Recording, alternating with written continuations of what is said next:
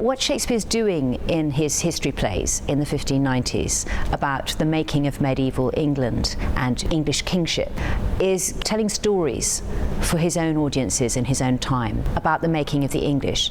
And what he's doing for his audiences is giving them a vocabulary and a vision for what it means to be English. What we thought we'd do in this short film is present you with two of Shakespeare's most famous historical characters from his two history plays, Henry V and Richard III. Henry V is the young, charming prince who leads his army to victory against the French. He's the one king that can be seen as the great military hero. Richard III, on the other hand, is presented as a villainous character, as a king who uses his power to devious and sinister purposes. But even there, Shakespeare doesn't give us a straightforward picture of a villain. He's very sexy and charismatic, as well as being manipulative, and he still fascinates people down the centuries as a character. What we're also doing is looking at the way that Royal Shakespeare Company actors, in specially tailored performance in the exhibition, inhabit the roles of Henry V and Richard III. And therefore, since I cannot prove a lover, to entertain these fair, well-spoken days, I am determined to prove a villain. This is the perfect Tudor propaganda portrait of Richard III as a villain. For the Tudors, Richard III simply had to be a villain because he had been killed and ousted by Henry VII, the first Tudor.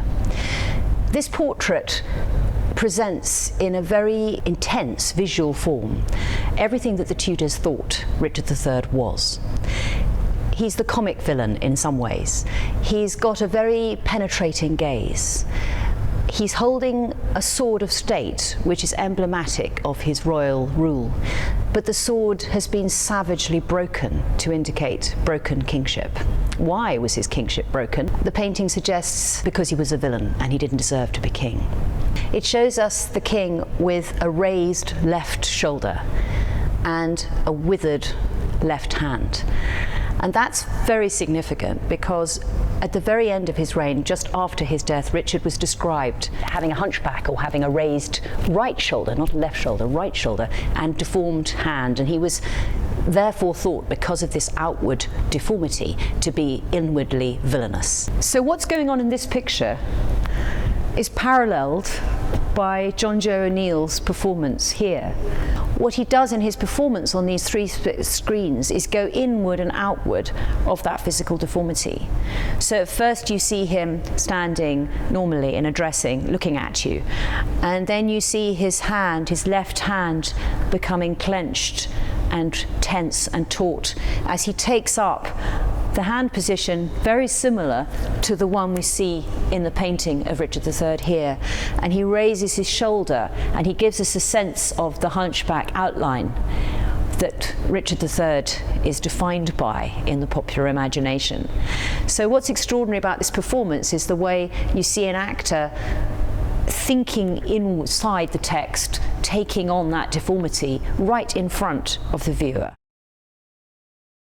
So what's so wonderful about this painting is that it sums up British attitudes over several centuries to Richard III, attitudes which are also encapsulated in Shakespeare's play of this sexy, charismatic villain.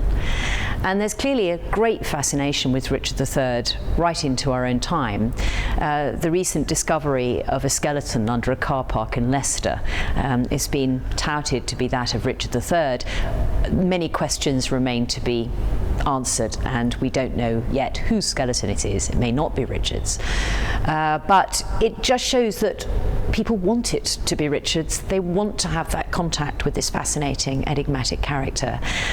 And that is really very consistent with the British view of Richard ever since Shakespeare wrote his fascinating, enigmatic play. We're standing in Westminster Abbey at the tomb of Henry V.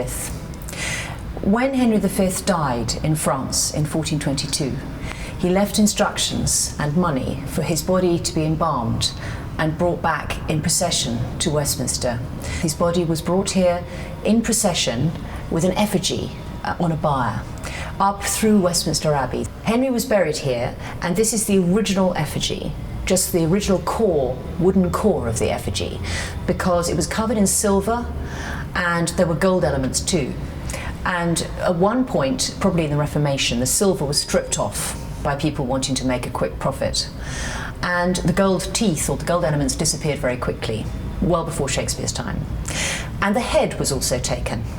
So what Shakespeare would have seen is the wooden core with no hands and no head. Just behind me and above me is a chestnut crossbeam on which were suspended the funerary achievements of Henry V. That is, the arms and armour of the king that were borne in procession here in Westminster Abbey at his funeral, and were then placed over his tomb as a perpetual reminder of the great warrior king. And so these objects, the shield, the helm and the saddle, were here from around 1422 to 1972, when they were taken down and put into the museum of the Abbey. Shakespeare actually refers in Henry V to what were known as the funerary achievements, these arms and armour of Henry V over his tomb, when he talks about his bruised helmet and his bended sword.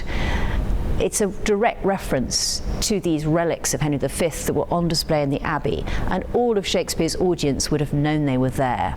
You could have taken an hour or so to look at the monuments, pay a penny, see the monuments in the Abbey in the morning, and then you could have paid 4p or 6p to be rowed over the river to the Theatre of the Globe and see Henry V in performance.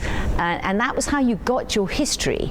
It was a combination of physical remnants and memory located around those physical things, and telling stories in the playhouse. We few, we happy few, we band of brothers.